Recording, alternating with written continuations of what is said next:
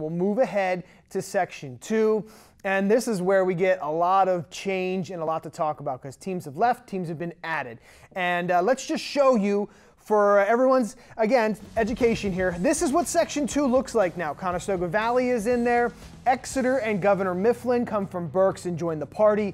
Lebanon, Manheim Central, Muhlenberg comes in now, and Warwick is there. So those are the 7 teams. And when you look on there, one of those teams in Exeter is the defending District 3 5A champ. And so we got a chance at Media Day to talk with their head coach, and of course, they're excited to be in the LL as well.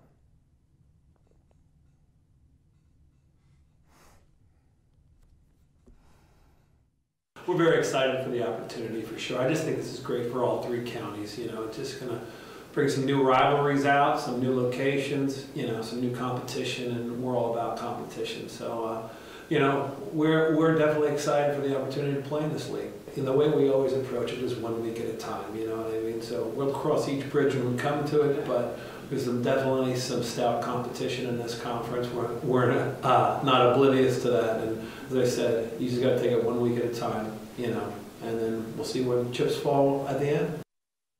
Okay, so a pretty confident head coach Matt Bauer there, Eric. You know, you got to sit in on the conversation just like I did. Talk to us about Section 2 here. There's a lot of really good teams in here. Who do you think is able to kind of come out on top after they've all beat each other up during the regular season? Well, and you know, looking through all the teams, all of them lost some pretty key people at some important positions. But, you know, I guess I'm going to maybe take the easy way out here, you know, until they're knocked off.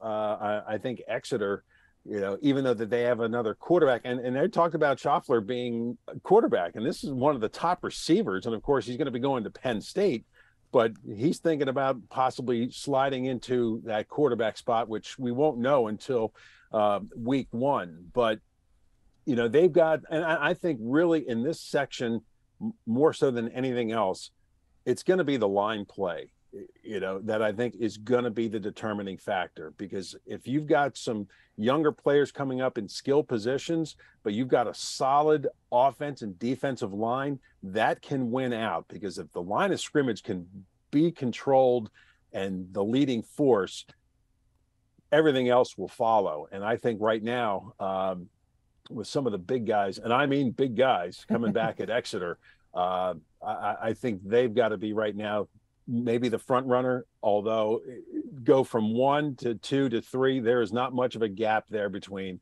Mifflin, Warwick, Manheim Central. I mean, that is going to be a race to keep an eye on all season long. Yeah, and we'll have a bunch of those teams on the channel. Tim, it's funny, here's a story from Football Media Day. As Exeter and their 3 players were walking down the hallway towards us, the size of these guys was intimidating. You know, when you had Joey Slaffer there and Kachese there and one of their other offensive linemen or whoever that was, just walking down the hall, towering over everyone. Eric, probably that's where he got the thing about them having really good size. It was just imposing and impressive. And yeah, we did get to talk with the tight end that's going to Penn State and Schlaffer, and there is a chance he may play quarterback. They have a bit of a hole there. So your thoughts on all of that, Tim, and maybe who's looking to take the top spot in Section 2?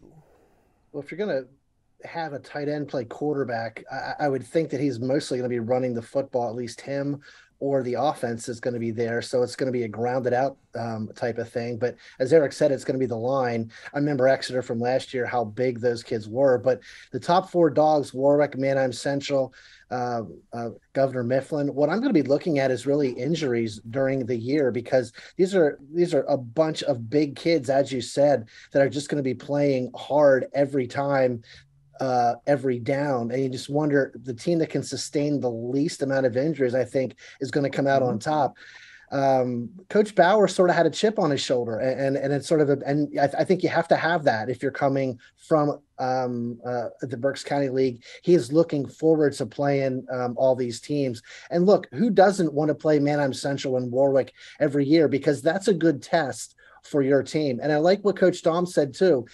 you don't want to have those games that are 60-6. It's going to be every game is a dogfight, and I am looking forward to it. Section 2, my gosh, I just can't imagine you could be facing Warwick Central and Governor Mifflin, right in a row. Boy, that is just something. Yeah, you really are going to have to be on your A game every week. Eric, I know next week we will talk with Coach Bob Locker for Warwick and, of course, Coach Dave Hahn for Manheim Central. But what about those two programs are you looking forward to or impressed you from Media Day that you were able to get a handle on heading into the season? Well, first of all, you look at Warwick, you got Jack Reed. He is going to be one of the top quarterbacks in the Lancaster Lebanon League. But they've got holes to fill up on the offensive line. Not completely, but they do have some players that they need to fill. So you give a guy like Jack Reed time to throw the ball, he will create damage. Now, he's got some receivers that he's got to work with now as well. He's got a couple coming back.